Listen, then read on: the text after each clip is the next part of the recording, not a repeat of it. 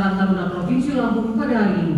Memberi bantuan permodalan kepada Karang Taruna di kabupaten dan kota masing-masing sebesar 20 juta rupiah guna membantu meningkatkan sumber daya manusia serta membangun perekonomian di tingkat pemuda adalah salah satu progres kerja Karang Taruna Lampung sejak dikukuhkan 8 November 2021 lalu. Untuk tahap pertama, bantuan tersebut diberikan kepada 7 kabupaten, yaitu Lampung Utara, Lampung Selatan, Waikanan, Pesawaran, Prengsewu, Lampung Tengah, dan Tulang Bawang. Sementara yang lain masih dalam proses kelengkapan berkas pengajuan. Pemberian bantuan secara simbolis dilakukan usai pelaksanaan rapat kerja daerah ke-7 Karang Taruna Lampung di Balai Keratun pada Sabtu 14 Mei 2022.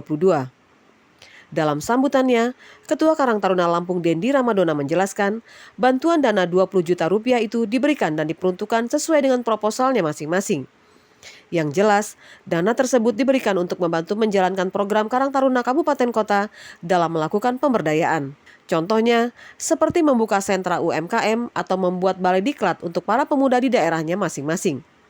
Ditambahkannya bahwa upaya tersebut dilakukan bersama seluruh kader guna mempermudah akses permodalan masyarakat yang dilaksanakan dengan bekerja sama melalui salah satu bank nasional. Bupati Pesawaran ini pun berharap Karang Taruna dapat terus bersinergi dalam menciptakan kesejahteraan sosial di tengah-tengah masyarakat.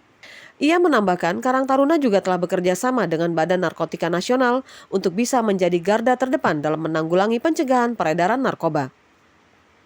Sementara itu terkait program pemerintah Provinsi Lampung tentang Kartu Petani Berjaya, Denny menjelaskan bahwa Gubernur Lampung telah menunjuk Karang Taruna sebagai pendamping terselenggaranya program tersebut di daerahnya masing-masing. Hal ini karena kader-kader Karang Taruna tersebar sampai ke tingkat bawah sehingga diharapkan dapat turut berperan aktif dan menyukseskannya. Jadi nanti kita akan di briefing dan akan kita diberikan tupoksi kita apa sih? Tugas tusi kita bukan, tugas fungsi kita apa sebagai kader Karang Taruna untuk menjalankan program Kartu Petani Berjaya. Contoh, petani mungkin yang gaptek ataupun belum paham terkait aplikasi pertanian, bagaimana mengisi RDKK dan lain-lain itu bisa dibantu oleh kawan Karang Taruna. Ataupun tadi yang dengan lembaga jasa keuangan, dengan perbankan, siapa tahu ada person ataupun petani ataupun pelaku ekonomi kerakyatan yang memang tidak mengerti masuk ke lembaga jasa keuangan dan memang kekurangan permodalan. Kita akan berikan akses itu dengan kader Karang Taruna ditunjuk sebagai agen daripada salah satu bank nasional, seperti itu. Menanggapi apa yang disampaikan Ketua Karang Taruna Lampung Dendi Ramadona, Asisten Bidang Pemerintahan dan Kesra Kodratul Ihwan, yang hadir mewakili Gubernur membuka rakerda tersebut mengatakan bahwa terselenggaranya rakerda merupakan sarana evaluasi kerja Karang Taruna seprovinsi Lampung. Ditegaskannya bahwa Karang Taruna adalah organisasi sosial yang mempunyai regulasi pokok sehingga hendaknya dapat menjadi pilar pembangunan, kesejahteraan sosial dan peran penting dalam pembangunan. Selain itu, Karang Taruna adalah organisasi mumpuni dan punya kepengurusan yang konkret, sehingga pemerintah provinsi memiliki kepentingan untuk bersinergi dengan Karang Taruna, begitupun sebaliknya.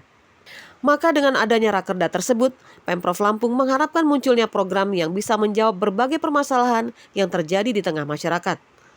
Ia pun berharap program kerja yang akan disusun nanti hendaknya bisa bersinergi dengan pemerintah Provinsi Lampung agar dapat mewujudkan Lampung yang maju dan sejahtera.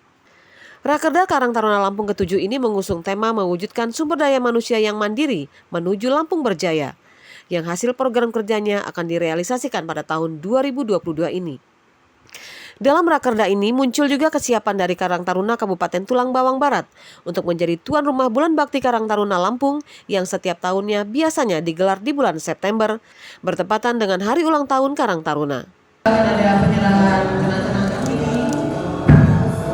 Tim Liputan Rilis IDTV melaporkan. 1, 2, terima kasih.